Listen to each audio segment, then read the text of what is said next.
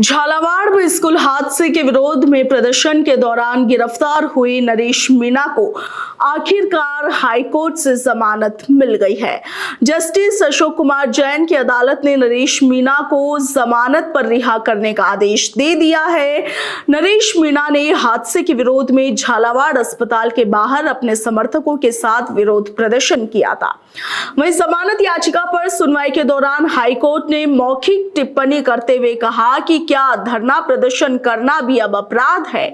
नरेश के वकील फतेहराम मीणा और रजनीश गुप्ता ने कोर्ट को बताया कि घटना वाले दिन यानी कि 25 जुलाई 2025 को अस्पताल के बाहर पहले से ही धरना प्रदर्शन चल रहे थे।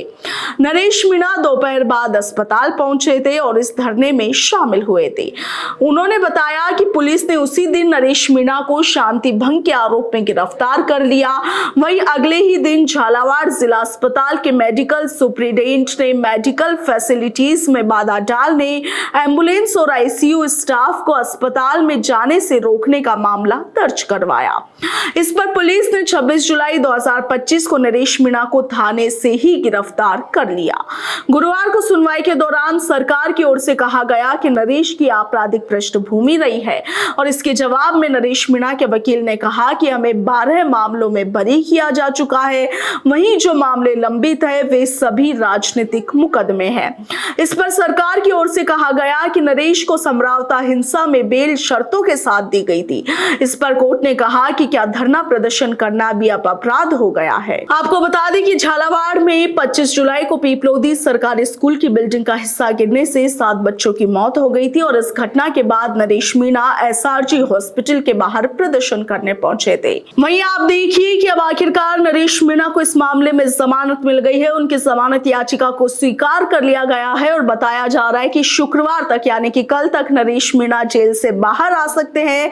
और इसके साथ ही नरेश मीणा के अंता विधानसभा सीट पर उपचुनाव को लेकर अब कयास लगाए जाने लगे हैं। कहा जा रहा है कि नरेश मीणा अंता विधानसभा उपचुनाव में जरूर भाग लेंगे और निर्दलीय प्रत्याशी के तौर पर यह चुनाव लड़कर वहां से जीतकर भी दिखाएंगे, ऐसा उनके समर्थकों का कहना है। मगर कई समर्थक चाहते हैं कि नरेश मीणा या तो राष्ट्रीय लोकतांत्रिक पार्टी और हनुमान बेनीवाल के साथ आ जाए या तो फिर भारत आदिवासी पार्टी यानी कि बाप पार्टी और राजकुमार रोध के साथ मिलकर के अंता उपचुनाव में भाग ले।